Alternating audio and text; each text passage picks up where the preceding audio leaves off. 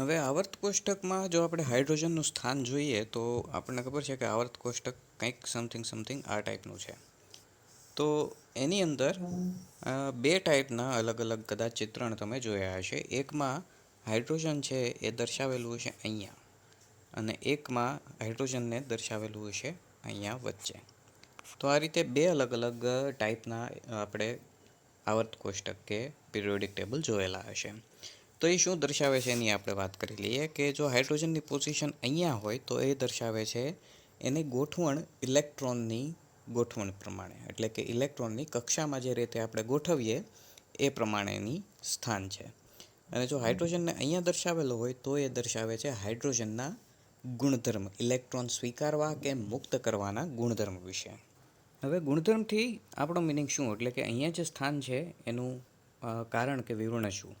તો હવે જો આપણે હાઇડ્રોજનને ઇલેક્ટ્રોનની સંખ્યા પ્રમાણે ચેક કરવા જઈએ તો હાઇડ્રોજનની ઇલેક્ટ્રોન રચના છે 1s1, જે આપણે બધા જાણીએ છીએ, કેમ કે એની અંદર માત્ર એક જ ઇલેક્ટ્રોન છે. તો હવે આપણે જોવા જઈએ તો એક ઇલેક્ટ્રોન છે, તો જો એમાં એક ઇલેક્ટ્રોન વધારાનો આપણે ઉમેરીએ તો એની રચના હિલિયમ જેવી બને, એટલે કે 1s2. તો જો એક ઇલેક્ટ્રોન સ્વીકારે તો એની રચના હિલિયમ અથવા તો નિષ્ક્રિય વાયુ જેવી બને છે, એટલે કે છેલ્લી હરોળમાં આવે. હવે આ ગુણધર્મ કોના જેવો થયો? એ થયો હેલોજન જેવો. એટલે કે ફોર એક્ઝામ્પલ ફ્લોરિનની આપણે વાત કરીએ તો ફ્લોરિન છે એની અંદર ખાલી એક ઇલેક્ટ્રોન ઓછો છે નિષ્ક્રિય વાયુ કરતાં, એટલે કે એની અંદર 9 ઇલેક્ટ્રોન્સ છે અને જો એક મળે તો 10 ઇલેક્ટ્રોન થાય નિયોન જેવી ઇલેક્ટ્રોન રચનામાં. એ જ રીતે જો આપણે ક્લોરિન માટે જોવા જઈએ તો એની અંદર 17 ઇલેક્ટ્રોન છે, એક ઇલેક્ટ્રોન મળે તો એની 18 ઇલેક્ટ્રોન સાથે આર્ગન જેવી રચના બને. તો આમ હાઇડ્રોજનની ઇલેક્ટ્રોન રચના છે એ હેલોજન સાથે સામ્યતા ધરાવે છે. એની સાથે સાથે એની ઇલેક્ટ્રોન રચના 1s1 છે, જે આપણે પ્રથમ તત્વો છે, જે ધાતુ તત્વો સામાન્ય રીતે ફોર એક્ઝામ્પલ લિથિયમ છે, સોડિયમ છે વગેરે, એની સાથે પણ સામ્યતા ધરાવે છે. કેમ કે લિથિયમની ઇલેક્ટ્રોન રચના 1s2 2s1 છે. એની પછી સોડિયમની ઇલેક્ટ્રોન રચના છે 1s2 2s2 3s1, અને એ જ રીતે દરેક નીચે જતા જઈએ એમ 4s1 5s1 એક્સેટ્રા આગળ આવે. તો આમ હાઇડ્રોજનની ઇલેક્ટ્રોન રચના છે એ હેલોજન સાથે પણ સામ્યતા ધરાવે છે અને પ્રથમ આલ્કલી ધાતુ સાથે પણ સામ્યતા ધરાવે છે. આથી એના ગુણધર્મો પણ બંનેની વચ્ચેના છે, અને ખરેખર જોવા જઈએ તો એના ગુણધર્મો છે એ કમ્પેરેટિવલી હેલોજનની વધારે નજીક છે. હવે એનું એક એક્ઝામ્પલ છે આયોનાઇઝેશન એન્થાલ્પી કે આયનીકરણ ઉર્જા. જો આપણે ઇલેક્ટ્રોન દૂર કરવો હોય તો એના માટે આપવી પડતી ઉર્જા. તો લિથિયમ માટે એ ઉર્જાની કિંમત છે 520 કિલોજૂલ. હવે આયનીકરણ એન્થાલ્પીના મૂલ્યો હંમેશા ધન જ હશે, કોઈ પણ પ્રકારની ધાતુ હોય કે અધાતુ તત્વો હોય, ડઝન્ટ મેટર. કેમ કે ઇલેક્ટ્રોન દૂર કરવો હોય તો આપણે કક્ષાઓ છે એક પછી એક વધારવી પડે અને એના માટે ઉર્જા આપવી પડે. તો લિથિયમ માટે એ 520ની છે, અને જે ધાતુઓ માટે જનરલી ઓછી જોવાની, કેમ કે એમાંથી ઇલેક્ટ્રોન કરવા સરળ છે. અને ફ્લોરિન માટે એ કિંમત છે 1680 હવે કિલોજૂલ પ્રતિ મોલ. કેમ કે ફ્લોરિન છે એ વિદ્યુત ઋણ તત્વ છે, તો એનો મિનિંગ એવો થયો કે એને ઇલેક્ટ્રોન પ્રત્યે પ્રબળ આકર્ષણ હશે અને એમાંથી ઇલેક્ટ્રોન દૂર કરવા એ સામાન્ય રીતે થોડાક અઘરા પડશે. હવે હાઇડ્રોજનની આયનીકરણ એન્થાલ્પી જો આપણે ચેક કરીએ તો એ લિથિયમ અને ફ્લોરિન બંનેની વચ્ચેની છે, અને કમ્પેરેટિવલી લિથિયમ કરતાં ફ્લોરિનની વધારે નજીક છે. એના માટે 1312 કિલોજૂલ પ્રતિ મોલની ઉર્જા આપણે આપવી પડશે. તો એનો મિનિંગ એવો થયો હાઇડ્રોજન છે એ લિથિયમ અને ફ્લોરિન બંનેની મધ્યમાં સ્થાન ધરાવે છે, એટલા માટે પિરિયોડિક ટેબલમાં એને ક્યારેક વચ્ચે તો ક્યારેક ઇલેક્ટ્રોન રચના પ્રમાણે આલ્કલી ધાતુઓની ઉપર દર્શાવવામાં આવે છે. હવે સામાન્ય રીતે હાઇડ્રોજનની ઇલેક્ટ્રોન રચના છે એ 1s1 છે. હવે એની અંદર આપણે ઇલેક્ટ્રોન, પ્રોટોન અને ન્યુટ્રોનની સંખ્યા જોવા જઈએ તો એની અંદર એક ઇલેક્ટ્રોન છે, એક પ્રોટોન છે અને 0 ન્યુટ્રોન છે. સામાન્ય રીતે હાઇડ્રોજન સિવાય બીજા કોઈ તત્વો એવા આપણને જોવા નહીં મળે કે જેની અંદર ન્યુટ્રોનની સંખ્યા 0 હોય. સામાન્ય રીતે મોસ્ટ ઓફ કેસમાં પ્રોટોન અને ન્યુટ્રોનની સંખ્યા આવર્ત કોષ્ટકની અંદર જે તત્વો દર્શાવેલા છે એમાં સમાન જ હશે. હવે અહીંયા આપણે જોવા જઈએ કે એની અંદર માત્ર એક જ ઇલેક્ટ્રોન છે અને એક જ પ્રોટોન છે, ન્યુટ્રોન છે જ નહીં. તો જો આપણે એક ઇલેક્ટ્રોન દૂર કરીને Hમાંથી H+ બનાવીએ તો એનો મિનિંગ એવો થયો કે આપણે ઇલેક્ટ્રોન દૂર કરીએ તો માત્ર આપણી પાસે વધશે એક પ્રોટોન. એટલે કે H+ ખરેખર છે એ શું છે તો કે પ્રોટોન છે. હવે સામાન્ય રીતે સિંગલ પ્રોટોન છે એ અતિશય અસ્થાયી વસ્તુ થાય. એટલે કાં તો એ કોઈ બીજા કેન્દ્ર તરફ આકર્ષિત થઈને એની સાથે જોડાઈ જાય અથવા તો ઇલેક્ટ્રોનને પોતાની તરફ આકર્ષિત કરીને તટસ્થીકરણ કરે. તો આ કારણોસર હાઇડ્રોજન છે એ H+ સ્વરૂપે મુક્ત રીતે અસ્તિત્વમાં નથી હોતો. એ કમ્પલસરી કોઈ બીજા સંયોજનો કે તત્વો કે પદાર્થો સાથે જોડાયેલો જ રહેશે. અને બીજો પ્રશ્ન એ પણ થશે કે આપણે અગાઉના એકમોમાં ભણી ગયા એ પ્રમાણે કે કોઈ પણ આપણી પાસે પરમાણુ હોય તો પરમાણુનું દળ છે એ એના કેન્દ્રને આભારી છે. એટલે કે પ્રોટોન અને ન્યુટ્રોન છે એ ઇલેક્ટ્રોન કરતાં ઘણા બધા દળ કે વજન ધરાવતા તત્વો છે. એટલે પરમાણુનું વજન ખરેખર મોસ્ટ ઓફ એ પ્રોટોન ન્યુટ્રોનને આભારી છે. જ્યારે કદ છે એ ઇલેક્ટ્રોનની કક્ષકોને આભારી છે. એટલે કે ઇલેક્ટ્રોન કક્ષકોમાં ફરતા હોય એના લીધે એ પરમાણુનું કદ મળશે. ધારી લો કે આ એક આપણી પાસે પરમાણુ છે, તો આ થઈ ઇલેક્ટ્રોનની કક્ષા જેના લીધે એનું કદ હશે, અને આ થયું એનું કેન્દ્ર જેના લીધે એનું દળ હશે. હવે અહીંયા દર્શાવેલું કદ અથવા તો કદનો રેફરન્સ છે એ એક્યુરેટ નથી, કેમ કે પરમાણુનું કેન્દ્ર અતિશય નાનું હશે પરમાણુની કમ્પેરમાં. સિમ્પલ રીતે આપણે એ રીતે સમજી શકીએ કે ધારી લો કે આપણી પાસે જે પરમાણુનું કેન્દ્ર છે એની સાઇઝ એક ક્રિકેટના બોલ જેટલી હોય. તો એ પરમાણુનું કદ આપણે અંદાજિત 5 કિલોમીટરની ત્રિજ્યા અથવા તો 10 કિલોમીટરના વ્યાસ ધરાવતું હશે. એટલે કે એક નાના સિટી જેવડું. તો કમ્પેરેટિવલી એક સિટીની અંદર એક બોલ જો સિટીની વચ્ચોવચ્ચ મૂકવામાં આવે તો એ બોલને સિટીની કમ્પેરમાં કે શહેરની કમ્પેરમાં જુઓ એ અતિશય અઘરી વસ્તુ છે કે અશક્ય છે. તો કમ્પેરેટિવલી કદ ઘણું બધું વેરિએશનમાં છે. હવે જો ઇલેક્ટ્રોન હાઇડ્રોજનની વાત કરીએ તો એના માટે માત્ર એક જ ઇલેક્ટ્રોન છે. એ ઇલેક્ટ્રોન પણ જો દૂર કરવામાં આવે તો પાછળ વચ્ચે એક કેન્દ્ર. અને આ કેન્દ્રનું કદ એટલું બધું નાનું હશે કે જે સામાન્ય રીતે બીજા અન્ય કોઈ પણ પરમાણુ કે આયનો એની સાથે એની નજીક પણ નહીં હોય. કેમ કે સામાન્ય રીતે હાઇડ્રોજન છે એક પરમાણુમાં રૂપાંતરિત થાય તો એનું કદ 1.5 × 10⁻³ PM જેટલું હશે. જ્યારે અન્ય કોઈ પણ આપણે આયનની કમ્પેરિઝન કરીએ તો જનરલી બીજા બધા આયનો છે એ 50 થી 200 PMના કદ ધરાવતા હશે. તો આપણે જોઈ શકીએ છીએ કે કમ્પેરેટિવલી હાઇડ્રોજનના આયનનું કદ અતિશય નાનું છે, એટલે એ મુક્ત રીતે સ્થિર હોઈ શકે નહીં. હવે વાત કરીએ હાઇડ્રોજનના આઇસોટોપ્સ કે સમસ્થાનિકો વિશે. તો હાઇડ્રોજનના ટોટલ 3 સમસ્થાનિકો આપણને મળે છે, અને એને આપણે ઓળખીએ છીએ હાઇડ્રોજન, ડ્યુટેરિયમ અને ટ્રિટિયમ, 3 અલગ અલગ નામે.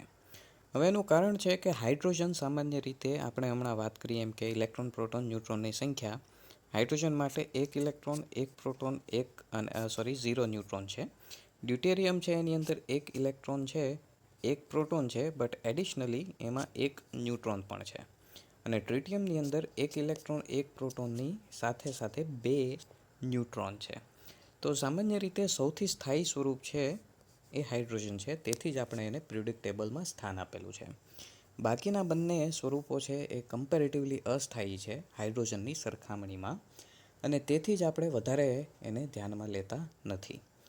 અને એમાં પણ ટ્રિટિયમ છે એ રેડિયો સક્રિય છે.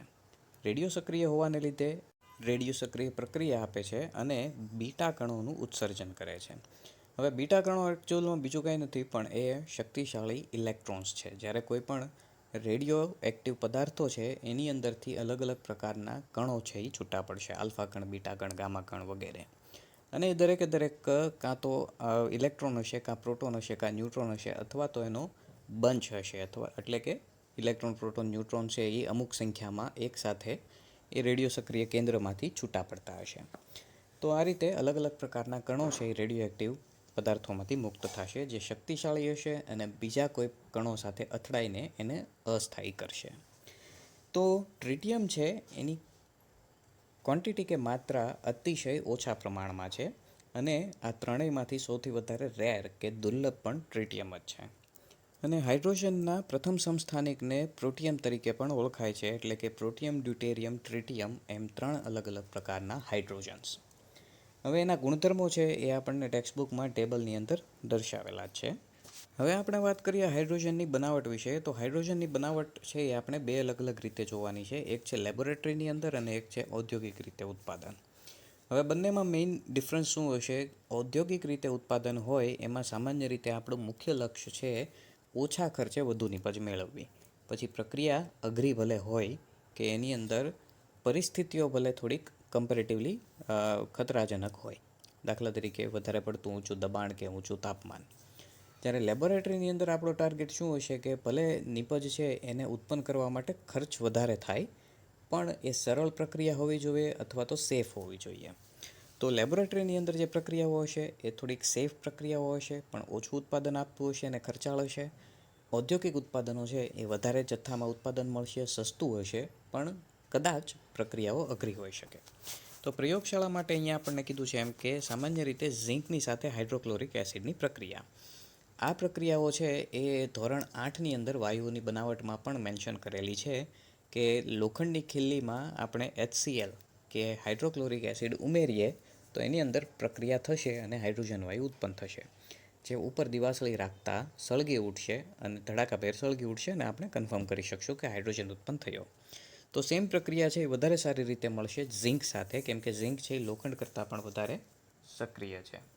અને બેઝિકલી અહીંયા શું થશે કે ધાતુઓ છે એ હાઇડ્રોક્લોરિક એસિડમાંથી હાઇડ્રોજનનું વિસ્થાપન કરશે.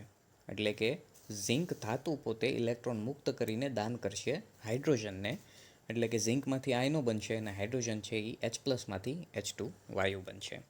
એ જ રીતે બીજી પ્રક્રિયા છે ઝીંકની જલીય આલ્કલી સાથેની પ્રક્રિયા અથવા તો બેઝ સાથેની પ્રક્રિયા. એમાં પણ સેમ પ્રક્રિયા થશે અને હાઇડ્રોજનનું વિસ્થાપન થશે વધારે સક્રિય ઝીંક ધાતુ દ્વારા. તો આપણી પ્રક્રિયામાં આપણે જોઈ શકીએ છીએ કે ઝીંક અને NaOH છે એક સંકીર્ણ સંયોજન બનાવશે Na2ZnO2 અને હાઇડ્રોજન વાયુ મુક્ત કરશે. હવે ચર્ચા કરીએ વ્યાપારિકની. તો પહેલી પ્રક્રિયા છે કે પાણીનું વિદ્યુત વિભાજન.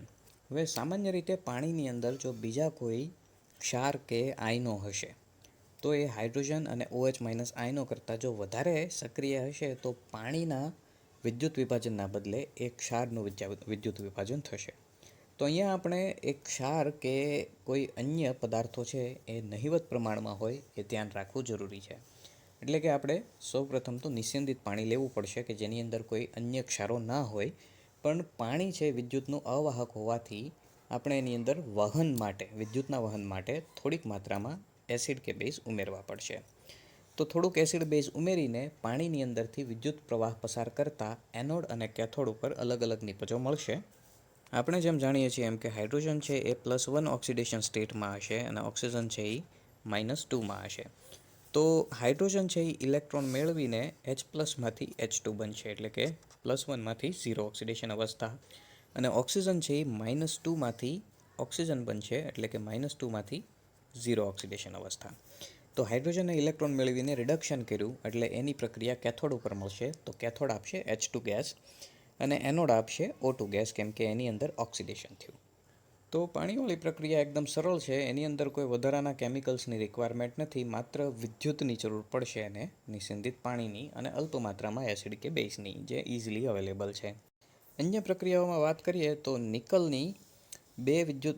નિકલના વિદ્યુત ધ્રુવો વચ્ચે બેરિયમ હાઇડ્રોક્સાઇડના જલીય દ્રાવણનું વિદ્યુત વિભાજન કરતાં અતિશુદ્ધ હાઇડ્રોજન વાયુ મળશે.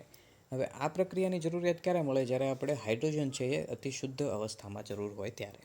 કમ્પેરેટિવલી થોડીક પ્રોસેસ કોમ્પ્લિકેટેડ થશે, કેમ કે એમાં આપણે બેરિયમ હાઇડ્રોક્સાઇડની જરૂર પડશે, જે પાણી, જેમ આપણે પહેલાંમાં પ્રેક્ટિકલમાં વાત કરી કે નિસ્યંદિત પાણીનું વિદ્યુત વિભાજન એની કરતાં મેળવવું થોડુંક અઘરું પડે. અને આની અંદર પણ આપણે વિદ્યુત વિભાજન જ કરવાનું છે, એટલે કે વિદ્યુત તો આપવી જ પડશે. તો પહેલાં એક્ઝામ્પલની અંદર આપણને હાઇડ્રોજન અને ઓક્સિજન વાયુનું મિશ્રણ મળશે, જે આપણે અલગ અલગ રીતે કલેક્ટ પણ કરી શકીએ છીએ. અને અહીંયા આપણે બેરિયમ હાઇડ્રોક્સાઇડ યુઝ કરવું પડશે, જે થોડુંક મોંઘી પડશે. પણ જો અતિશુદ્ધ હાઇડ્રોજનની જરૂરિયાત હોય તો આ પ્રક્રિયા કરવામાં આવશે. ત્યારબાદ છે ત્રીજી પ્રક્રિયા, ક્ષારવાળા દરિયાના પાણી કે બ્રાઇન. એટલે કે સિમ્પલી આપણે કહી શકીએ કે NaCl કે મીઠાનું દ્રાવણ છે. હવે એની અંદર જ્યારે આપણે સોડિયમ હાઇડ્રોક્સાઇડ અને ક્લોરિનનું ઉત્પાદન કરીએ ત્યારે આડપેદાશ તરીકે હાઇડ્રોજન વાયુ પણ ઉત્પન્ન થાય છે. તો આ પોઈન્ટની માહિતી છે એ આપણે 12થની અંદર પણ આવશે અને કોમ્પિટિટિવની અંદર પણ ઇન્ક્લુડ છે. તો એની આપણે થોડીક ડિટેલમાં સાથે સાથે ડિસ્કશન કરી લઈએ, જે પ્રક્રિયા અહીંયા દર્શાવેલી છે. હવે એના માટે આપણે થોડુંક યાદ કરી લઈએ કે જે આપણે રેડોક્સ પ્રક્રિયામાં સૌથી છેલ્લે પ્રમાણિત વિદ્યુત પોટેન્શિયલ્સની ચર્ચા કરી હતી. તો એમાં આપણને અહીંયા થોડાક ટેક્સ્ટબુકમાં પોટેન્શિયલ પણ મેન્શન કરેલા છે અલગ અલગ તત્વો માટે. હવે આપણે અહીંયા દરિયાના પાણીનું વિદ્યુત વિભાજનની ચર્ચા કરીએ છીએ. તો એની અંદર હશે સોડિયમ ક્લોરાઇડ એટલે કે Na+ અને Cl- આયનો, અને પાણી એટલે પાણીની અંદરથી મળશે H+ અને OH- આયનો. તો એના ચારેયની કિંમતો આપણે એમાંથી જોઈ લઈએ કે એનું રિડક્શન થતાં એમાંથી કેટલું એનું પોટેન્શિયલ્સ મળે છે. તો હાઇડ્રોજન વિશે અગાઉ આપણે વાત કરીએ એમ કે હાઇડ્રોજનનું છે 0. એની સિવાય Na+ માટે -2.71 એટલે હાઇડ્રોજનનું અહીંયા દર્શાવેલું છે કે હાઇડ્રોજનમાંથી H2 બને તો એનું 0 થાય. Na+માંથી Na બને એટલે કે એનું રિડક્શન થાય ત્યારે એનું -2.71 થશે. હવે વાત કરીએ Cl અને ઓક્સિજનના ઉત્પાદન માટે. તો એની કિંમતો આપણે અહીંયા દર્શાવેલી છે કે જ્યારે Cl- એની અંદરથી Cl2 બને એટલે કે અહીંયા આપણને જે પ્રક્રિયા દર્શાવી છે એને આપણે ઊંધી વિચારવી પડશે કેમ કે એનું થશે Cl- માંથી Cl2 એટલે કે ઓક્સિડેશન. તો અહીંયા આપણને રિડક્શનની કિંમત આપેલી છે 1.36, તો એની ઊંધી પ્રક્રિયા માટે કિંમત થશે -1.36. એ જ રીતે H2O માંથી O2 બનવા માટેની પ્રક્રિયા, એની પ્રક્રિયા પણ અહીંયા દર્શાવેલી પ્રક્રિયાથી ઉલટી થશે એટલે એની માટેની કિંમત થશે -1.23. તો આમ જ્યારે આપણી પાસે NaClનું દ્રાવણ હોય ત્યારે Na+ અને H+ બંને ટ્રાય કરશે રિડક્શન દ્વારા સોડિયમ ધાતુ અને H2 ગેસ બનવા માટે.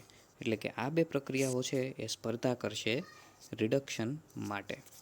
એ જ રીતે ઓક્સિડેશન માટે Cl- અને OH- વિશે અંદર સ્પર્ધા થશે. બંને ટ્રાય કરશે Cl2 અને O2 વાયુ બનાવવા માટે. તો અહીંયા સ્પર્ધા થશે ઓક્સિડેશન પ્રક્રિયા માટે. હવે જે આપણે મૂલ્યો જોયા છે એ મૂલ્યો પરથી આપણે સમજી શકીએ કે રિડક્શન કોનું થાય જેનું રિડક્શન પોટેન્શિયલ કે પ્રમાણિત વિદ્યુત પોટેન્શિયલ ઊંચું હોય.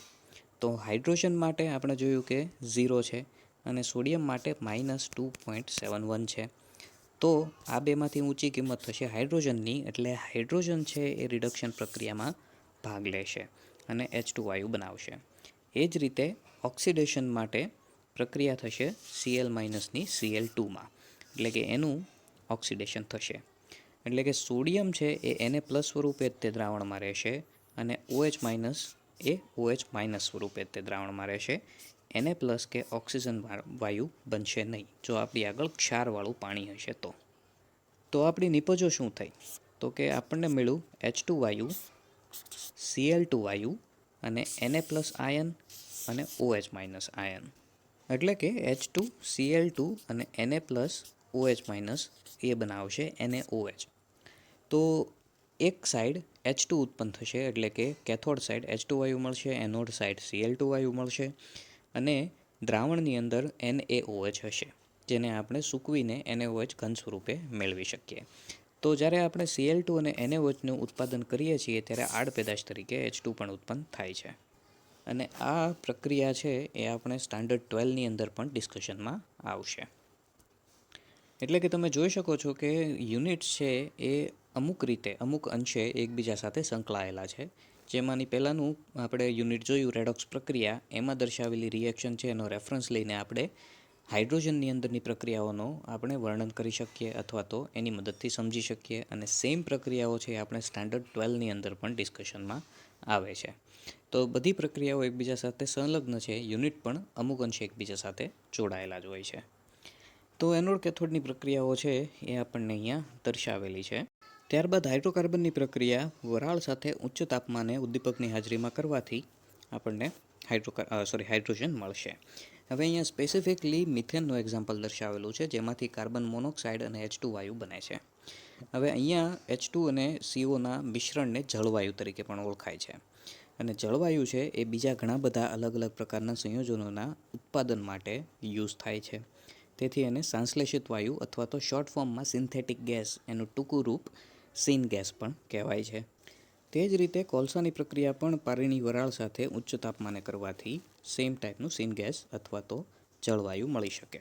હવે આપણે કોઈ પણ અણુ માટે વાત કરીએ તો હાઇડ્રોજન છે એના માટે બંધ વિયોજન એન્થાલ્પી સૌથી હાઈએસ્ટ છે. એટલે કે સિંગલ બંધ છે એને આપણે તોડવા માટે સૌથી વધારે ઉર્જા છે એ હાઇડ્રોજનના અણુમાં આપવી પડશે કોઈ પણ અણુઓની સરખામણીમાં. તો એના કારણે 2000 કેલ્વિન એટલે કે કમ્પેરેટિવલી 2000 કેલ્વિન એટલે ઘણું ઊંચું તાપમાન થયું ત્યારે હાઇડ્રોજનના બંધની વિયોજનની ટકાવારી અતિશય ઓછી છે અને એનું એ તાપમાન જો 5000 કેલ્વિન સુધી લઈ જવામાં આવે તો એમાં ઘણો બધો વધારો થશે.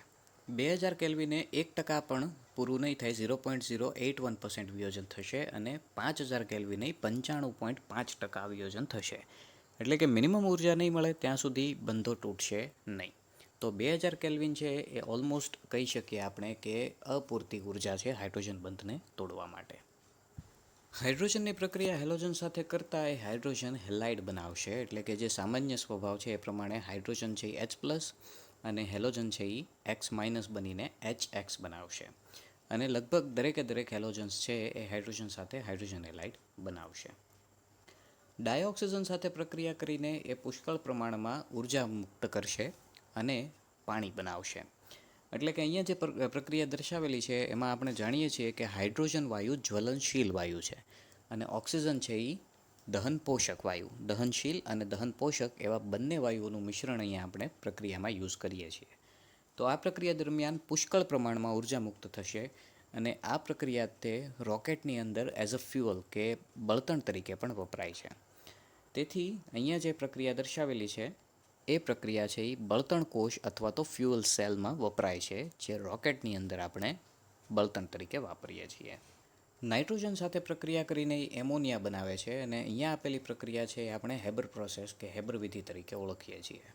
હવે સામાન્ય રીતે ધાતુઓ છે એ હાઇડ્રોજનની સરખામણીમાં વધારે વિદ્યુત ધન હોવાથી ધાતુઓ ધન આયન સ્વરૂપે રહેશે અને હાઇડ્રોજન છે એમાં ઋણાયન સ્વરૂપે રહેશે. એટલે કે ધાતુઓ સાથે એ અનુવર્તી હાઇડ્રાઇડ બનાવશે એટલે કે ધાતુ હાઇડ્રાઇડ બનાવશે. તો પ્રક્રિયામાં દર્શાવ્યા પ્રમાણે H2માંથી H- બનશે અને મેટલ છે એનું ધન આયન બનશે. હવે હાઇડ્રોજન છે એના કરતાં પણ અમુક ધાતુઓ છે જેની સક્રિયતા ઓછી છે. તો જે ઓછી સક્રિય ધાતુઓ હશે એનું હાઇડ્રોજન છે એ એના અનુવર્તી દ્રાવણમાંથી કે ઓક્સાઇડમાંથી એનું વિસ્થાપન કરીને ધાતુ સ્વરૂપે રિડક્શન કરશે. જેમ કે અહીંયા એક્ઝામ્પલમાં આપણને દર્શાવ્યું છે કે H2 અને Pd2 એમાંથી Pd અને H+ મળશે. હવે હાઇડ્રોજન છે એ ઉદ્દીપકની હાજરીમાં ઘણા કાર્બનિક પદાર્થો સાથે પણ પ્રક્રિયા કરશે, હાઇડ્રોકાર્બન સાથે પણ પ્રક્રિયા કરશે. એક્ઝામ્પલ તરીકે અહીંયા વનસ્પતિ તેલનું ઉદ્દીપકની હાજરીમાં હાઇડ્રોજનીકરણ દ્વારા ખાદ્ય ચરબી કે વનસ્પતિ ઘીમાં રૂપાંતરણ અને ઓલિફિનનું હાઇડ્રોફોર્મલીકરણ, એનાથી આલ્ડીહાઇડ અને એની પછી આલ્કોહોલ પણ બનશે. જેના માટે રિએક્શન્સ છે એ નીચે દર્શાવેલી છે.